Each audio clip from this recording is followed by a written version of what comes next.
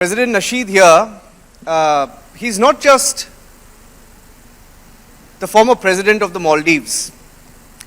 He's a friend of India. I don't know how many of you know about the story of Mohamed Nasheed and his relationship with India and New Delhi especially.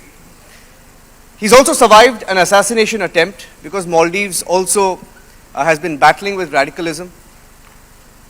He was targeted by his rivals.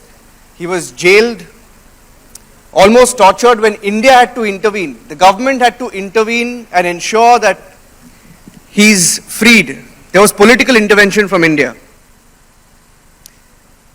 He's popular in Maldives, but he's also controversial. Before we start the session, President Nasheed, I'll just ask a question to all our friends who are here. How many of you in the auditorium have been to Maldives in the past? If you can just raise your hands, please. Far too few. Far too few. Okay. Let me ask them another follow-up question. How many of you will go back to the Maldives after the recent controversy? And there's a reason why I asked that question, President Nasheed. So let me start with the headline today, and before we get to the tourism aspect of it. Maldives and China have now, come to a defense agreement. It's been signed. Maldives will now obtain non-lethal weapons and training from China, right? Why is Maldives falling for the China trap, President Nasheed? It didn't happen during your tenure. Why is it happening now? Well, firstly, thank you very much. It's a pleasure to be back in Delhi, back in India. I've been away from India for far too long. It's been 6 months. This business of a former president is an awkward affair. You can't just go to places. You have to be invited to come. So thank you very much for inviting me. Thank you, the editor-in-chief, and thank you to the whole team. I love it here. I've always said, I am a friend of India, and the vast majority of the people of the Maldives are friends of India. This is a very, very wrong perception that there is an anti-Indian sentiment in the Maldives. We do not have an anti-Indian sentiment in the Maldives. It's a small minority of people who, for their political benefit, have coined a phrase and have gone with this rhetoric. So, but before coming to your question, as you pointed out, I immensely admire your Prime Minister, Honorable Prime Minister Modi, and the work that the Prime Minister is doing. It is not only lifting the people of India to prosperity, it is giving a source of strength and honor and proudness to all of us. We want to rise with India. We want to plug into your development. We want to have prosperity in our islands, in the neighbor, and whatever good happens here will overflow to our neighbors, to your neighbors. And therefore, it is very important for us that India keeps on rising. I have no doubt that this will ever stop. The coming decade would certainly be the decade for India. Now, coming to your question, why has the Maldives signed a defense agreement with China? To start with, I have my doubts if they have actually signed anything other than a supply contract. In 1988, there was an attempted coup in the Maldives. India instantly stepped in, aborted the coup, and brought back the government again. Every time when there's been a defense or a security issue in the Maldives, it's been India who has come to our assistance. The number of defense agreements and military exercises that we jointly have are far more than anyone else can ever have. So it's unfortunate that the Maldives has thought, or the president has thought, that he needs to buy tear gas and rubber bullets from China, and I am afraid that this will be again used against us. So this is not something that I would ever celebrate. I think stronger democracy, rule of law is how you govern, not through the barrel of the gun. So whatever equipment that we have bought is unnecessary, and I hope that they will remain unnecessary. And the institutional links between our two countries are far stronger than just one equipment contract. President Nasheed, now Muizu, right? He's come to power with an anti-India sentiment. He came to power with the India Out campaign, right? But is that the Maldivian sentiment? Is that what the people of Maldives feel? I do not believe that he has come to power because of an anti-India rhetoric. He came to power because my old party was weak. Our sitting president was weak. Our party was fractured. We couldn't unify the party. And we went into a presidential election thinking that they could win with one section of our party. So it was very unfortunate that this had happened. Anti-India sentiment is not a Maldives sentiment. I have to stress this again and again and again. We, as I keep saying, we read the same books, we watch the same films, we eat the same food, we have similar cultures, and we are very, very united. We are the same people. You cannot divorce us. You cannot marginalize us from India. And I never would believe that a sensible thinking Maldivian would ever believe that there can be any political gain by having an Indian sentiment. Most of our doctors are Indians. Most of our teachers are Indians. Most of our accountants are Indians. The middle establishment is very much assisted by India. So it is foolhardy for us to think, outrageous for anyone to think that an anti-India sentiment is a Maldives sentiment. I've come here at a very difficult time. Yes. And especially having to sit with journalists like, high-flying journalists like you. So we're not high-flying, sir. And trying to defend, trying to bat it out would be, I know, difficult. But I really do want to say that this is not a Maldives sentiment. We are your friends, and we will continue and remain as your friends. Fantastic. So when for example, Muizu says there will be no Indian troops on Maldivian soil, he said that. He's given a deadline of May 15th, if I'm not wrong. He says, I think there are roughly about 89 Indian troops in Maldives as of today. And when he says on the 15th of May, there will be no Indian troops in, military uniform or in civilian clothes, how long do you think it's going to last? Well, we have 3 Indian helicopters and 1 Dornier flight. Will he return those helicopters? We still have 3 Indian helicopters. Yes. And 1 Dornier flight. These were brought for medical evacuation. When our people get ill in our far-flung islands, these helicopters bring the patients to our hospitals. We have few developed hospitals. So these are in few islands. So to have medical emergency evacuations, India has helped us to bring these people to hospitals. And they have benefited our people immensely. They have alleviated a lot of pain. And I believe that they should continue, and they will continue. Now, but President Muiz kind of feels that there has to be another mechanism through which they would like to bring them. I personally don't believe that this should happen. He wants civilian Indian personnel to do the job. The whole idea, even from the very beginning, was that they would train our people to do the work, and they would remain until the training was done. And I think we should continue with that, and I believe that we will continue with that. I can't see this rapidly changing in the near future.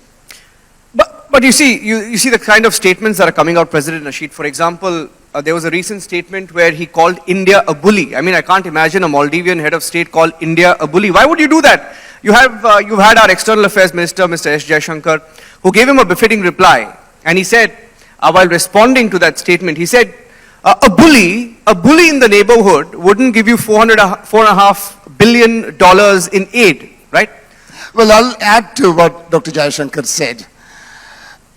When little Maldives asked India that they would want the troops gone, you know what India did? They agreed. There was no muscle twisting, muscle display. There was no arm twisting. They just wanted to have a conversation, find out how this can reasonably be done. That's not an action of a bully. An actions of a bully would be to display your muscle. Of course, you do have far more stronger than anyone around in our region, or for that matter, the planet. That's not what India did. What India did was they respected a small island nation for whatever, right or wrong. They respected it, spoke to them, they are speaking to them, and they are finding ways of how to hand over. And I believe these are actions of a responsible superpower. These are not actions of a bully. Money is just one thing, but how you act, how you behave, how you treat your small neighbor, that is where a definition of bullying would come. And you would never see that. If you go back to the 70s and 60s and the United States and their neighbors and what was happening there, you would see the difference. Here is a responsible superpower rising, and I like it.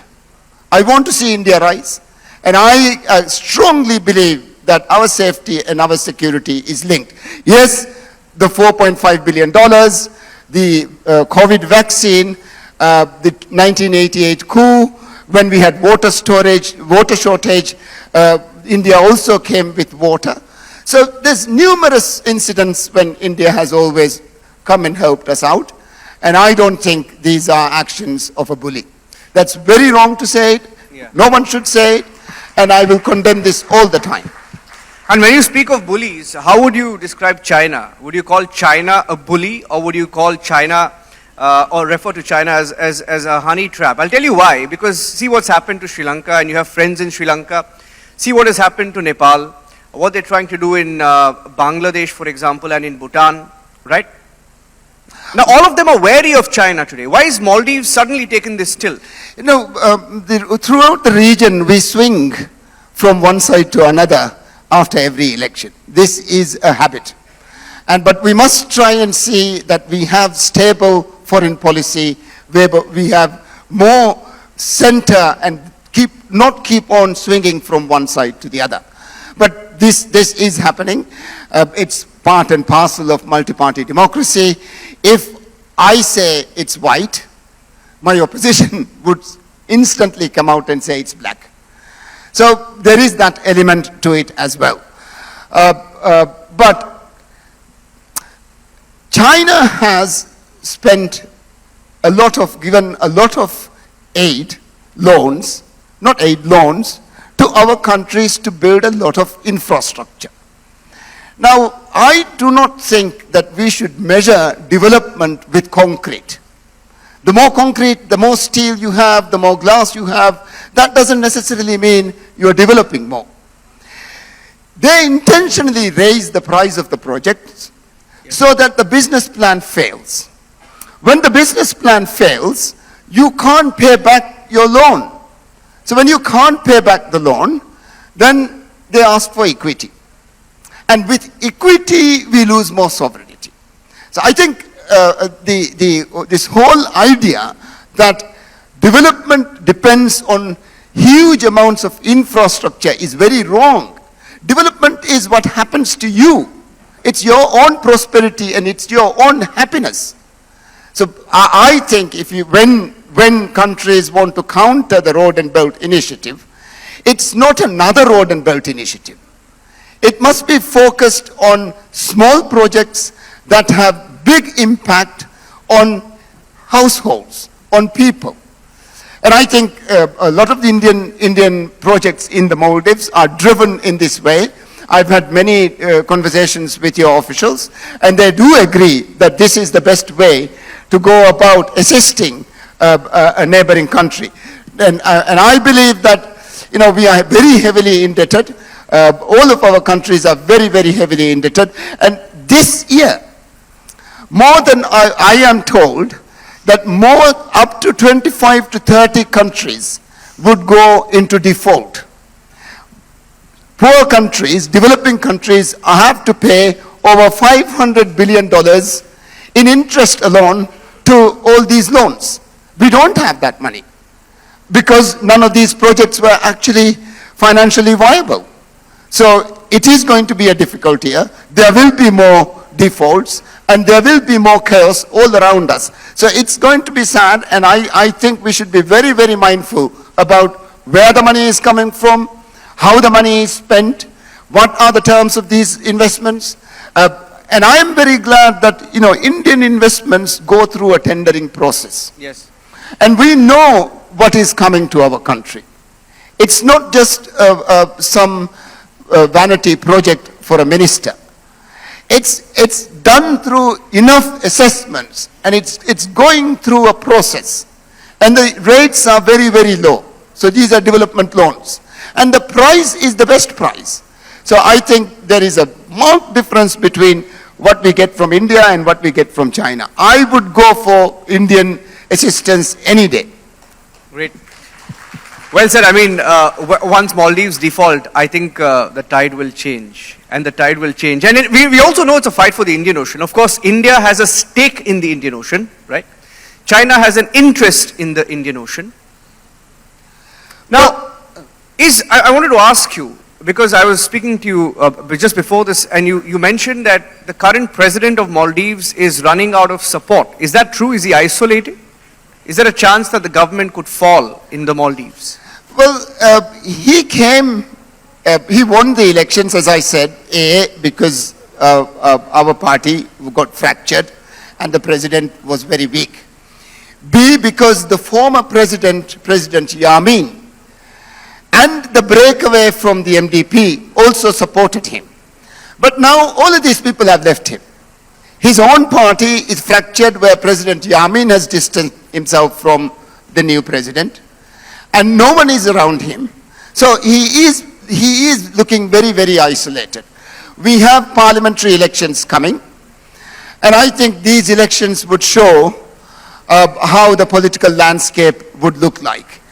And I am hopeful, and I am very confident that we will be able to bring sanity to the Maldives. Sensible people will do sensible things, and we can't go along this trajectory and this pathway. It will change. Yeah. Now, about the Indian Ocean. Yes. The Maldives occupies the navigable parts of the Indian Ocean. We are a very big country. We are a big ocean state. We stretch 1,000 kilometers from north to south. Most of the trade routes and supply lines converge into our space and our country. So there is always people who want to dominate the Maldives. And we should always be mindful about that. And because of this, safety and security of the Indian Ocean is so important for all of us. India is very relevant for us. And we must have good relations with India. I believe these are the sensible paths that we should take, and I think it will continue. You know, we have our Prime Minister here is very popular, you know. He likes to dive, he likes to snorkel. And why was there such a meltdown in Maldives when our Prime Minister went to Lakshadweep? Why did your politicians lose it? At least a set of them. Right? They lost it on social media. They put out posts, bordering on hate, right? Why did they go into a meltdown? Well, small minds do wrong things. Developing tourism in Lakshadweep would be for the benefit of the Maldives. It's complementary. It's never competitive. When Sri Lanka grows, when Sri Lankan tourism prospers, it's always a benefit to the Maldives. Someone who is going to Lakshadweep is more likely to come to the Maldives as well, because you've been there and there is another destination right next door. So very often people take these multiple destination tours.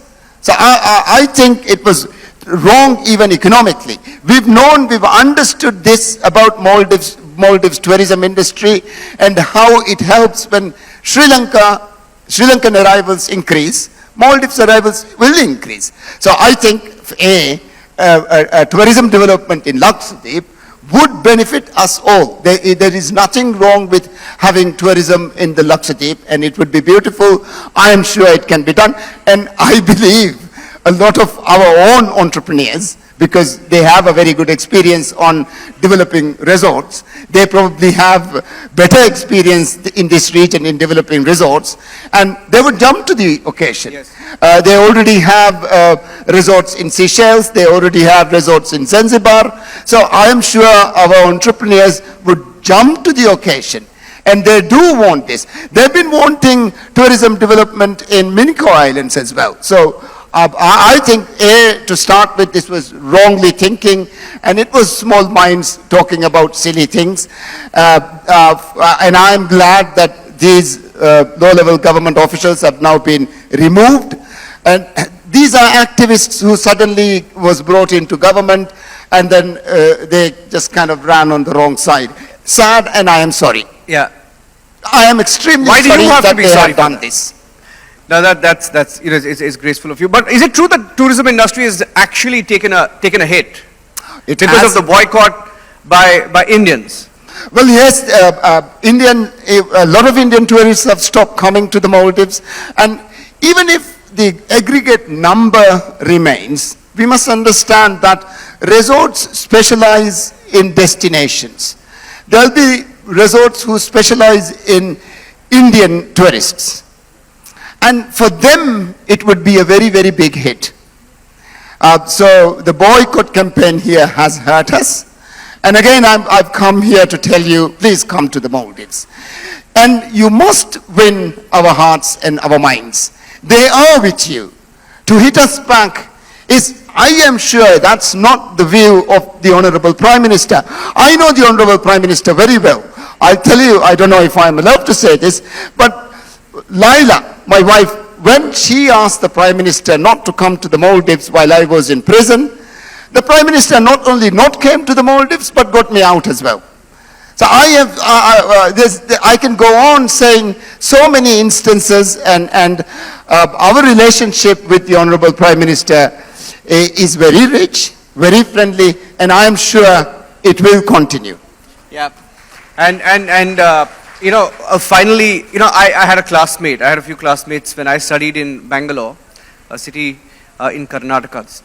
And, you know, they're back in the Maldives, and some of them are in the, you know, the tourism business. And they tell me it started with India out, but the mood now is Muizu out. Is that true? Is that going to happen? Well, you see, when you go against entrepreneurship, when you actually hurt your own people, it will be difficult to win their hearts. It will be difficult to get their support.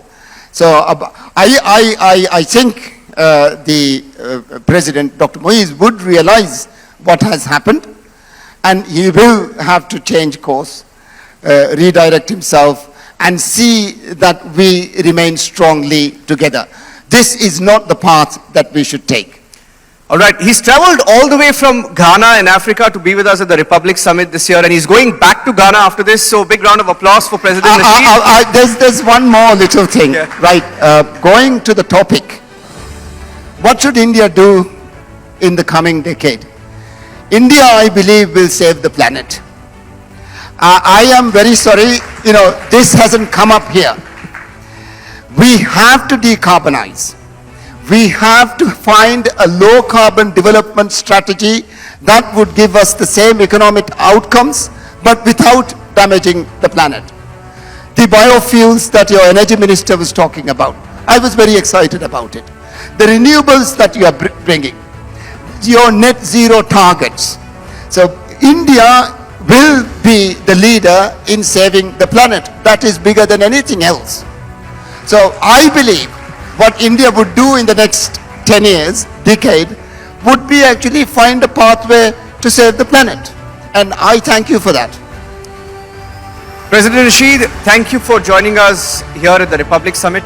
It was a pleasure to host you. Big round of applause, ladies and gentlemen, for President Nasheed. Thank you.